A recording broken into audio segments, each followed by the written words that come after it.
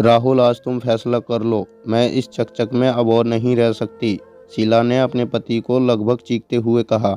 शीला, धीरे बोल, कोई सुन लेगा। सुनने दो, मैं इतनी भीड़ में कभी नहीं रही। चपाती बनाने लगे हो तो 1 घंटे तक चपातियाँ बनाते जाओ।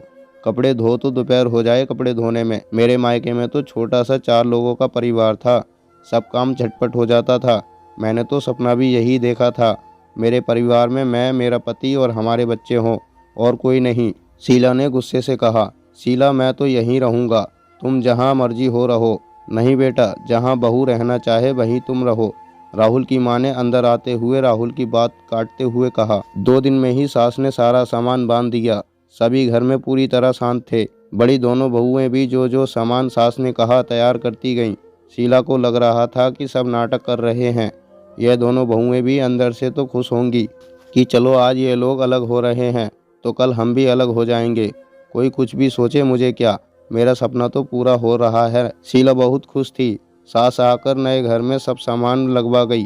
शीला के पांव जमीन पर नहीं पड़ रहे थे। यहाँ सब कुछ उसका था, कोई रोकने टोकने वाला नहीं। जब दिल करे खाना बनाओ, कोई समय की पाबंदी नहीं।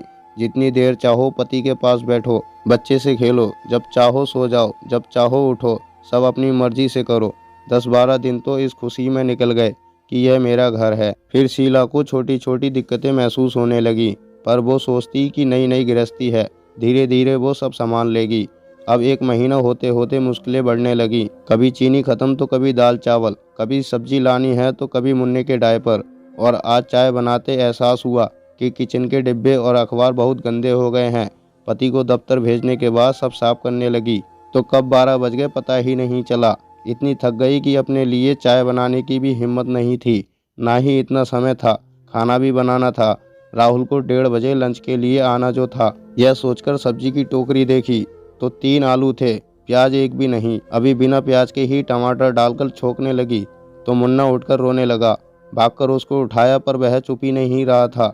उसे उठाए उठाए ही उसकी बोतल तैयार की, बैठकर पिलाने लगी तो उसे याद आया, कल राहुल को दफ्तर के काम से बाहर जाना है, उसके कपड़े तैयार करने हैं, उसे कब धोकर प्रेस करूंगी। और मोहल्ले वाली शाम को 4 बजे किट्टी भी है, जो उसने बड़े चाव से शुरू की थी, जिसकी इजाज़त उसके ससुराल में तो थी ही नहीं। उसे याद आया उसकी मम्मी कितनी बन ठन कर किट्टी में जाया करती थी। वह अपने विचारों में खोई थी कि फ़ोन की घंटी बजी। राहुल बोल रहे थे कि चपरासी को भेज रहा हूँ, खाना पकड़ा देना, कल की प्रेजेंटेशन की तैयारी करनी है, शाम को भी लेट आऊँगा। समय देखा तो 1 बज गया था। फटाफट एक तरफ सब्जी चढ़ाई, दूसरी तरफ चपाती सेकने लगी। जैसे तैसे टिफिन पैक किया, बिना सलाद दही और चटनी के। भूख से उसके पेट में भी चूहे दौड़ रहे थे। अपना खाना लेकर बैठी कि मुन्ना ने पार्टी कर दी और सारा उसमें लथपथ हो गया। छोड़कर उसको उठाया, किसी तरह उसे साफ किया। थककर चूर हो चुकी थी। मुन्ना को गोदी में लिए लिए रोटी का एक कोर तोड़ा, जो ठंडी होकर थोड़ी अकड़ भी गई थी, और सब्जी लगाकर मुंह में डाला तो ये क्या, सब्जी में नमक ही नहीं। शायद काम की हड़बड़ में वह डालना ही भूल गई। ओहो, राहुल कैसे खाएंगे? टिफिन में न अचार, न चटनी, न दही। अब तो शीला का सब्र का बांध टूट गया। उसके आंसू रुकने का नाम नहीं ले रहे थे। शीला ने अपनी मम्मी को फ़ोन मिलाया। मम्मी, मैं तो बच्ची थी, मुझे तो समझ नहीं थी, कम से कम आप तो मेरी हाँ में हाँ ना मिलाती। मैंने जो भी कहा कि ससुराल में मुझे इतने कपड़े प्रेस करने पड़ते हैं, इतना खाना बनाना पड़ता है, आप हमेशा कहती रहीं कि हाँ यह तो गलत है, तूने कभी इतना काम नहीं किया। हमने तो नौकरी वाला ढूंढा था, सोचा था अलग रहेगा, पर आपने और मैंने मम्मी ये नहीं देखा कि संयुक्त परिवार का एक दूसरा रूप भी होता है। मेरी सास और जेठानियों ने 1 महीने का राशन पानी तो बांध कर दिया था। धीरे धीरे वह खत्म होने लगा तो रोज ही बाजार का काम, जो ससुराल में कभी देखा नहीं था, सिर्फ बनाना होता था। खत्म क्या हो रहा है, सासू माँ देखती थी। ससुर महीने भर का लाकर रख देते। सब्जी और फल ससुर सुबह सुबह मंडी जाकर छांट कर लेकर आते। अब तो राहुल कई बार 2-2 दिन सब्जी और फल ला ही नहीं पाते। बर्तनों वाली बाई से कई बार मंगवाती हूँ, वह दुगनी महंगी लाती है, वह भी सड़ी गली। ससुराल में ससुर सब्जी लाकर रखते, सासू माँ जो बनानी होती सब काट कर रख देती, बाकी फ्रीज में संभाल देती। फिर थोड़ा आराम करती और कभी हमसे लेकर बैठी बैठी किचन के सब डिब्बे साफ कर देती, तो कभी उधड़े कपड़ों पर तुरपाई कर देती। सारे कपड़े सूखने के बाद हम सासू माँ के पलंग पर रख देते। सबके कपड़े तय लगाकर अलग अलग ढेरियाँ लगा देती थी, प्रेस वाले अलग कर देती। मुन्ना रोता तो कभी सास पुचकारती, कभी ससुर गुब्बारा दिलवा लाते। तो कभी जेठानियों के बच्चे उसे पालना झुलाने लगते। कभी कपड़े ज़्यादा होते तो जेठानी बीच में ही चाय बना लाती, कहती चल पहले चाय पीते हैं तीनों, फिर काम करेंगे। कभी कोई चीज़ अचानक खत्म हो जाती तो ससुर तभी जाकर ले आते, पता भी नहीं चलता चीज़ खत्म हुई थी। राहुल जब दफ्तर में खाना मंगवाते तो सासू माँ इतने सलीके से पैक करके भेजती। दो सब्जियां जो ससुराल में हमेशा बनती थीं, एक रसे वाली और एक सूखी। रायता सलाद चटनी तो रोज ताजी बनती थी, पापड़ और साथ में कुछ मीठा। मुन्ना की दूध की बोतल तो मैंने कभी बनाई ही नहीं थी। जैसे ही रोता जेठानी कहती तू उसको ले ले मैं लाती हूँ। मम्मी ससुराल की एक बात जो मुझे और खलती थी, वह थी मेरे सास ससुर। तीनों बेटे और बच्चे पहले खाना खाते और हम तीनों बहुएं बाद में। मैं बहुत कुड़ती थी कि मैं आपकी तरह अपने पति के साथ खाना नहीं खा सकती, पर माँ मैं सच बताऊं, जब से मैं अलग हुई हूँ हमने कभी पूरा खाना इकट्ठे नहीं खाया। खाना डालते ही कभी मुन्ना रोने लगा, कभी उसने पॉटी कर दी जो ससुराल में तब सासू देखती थी।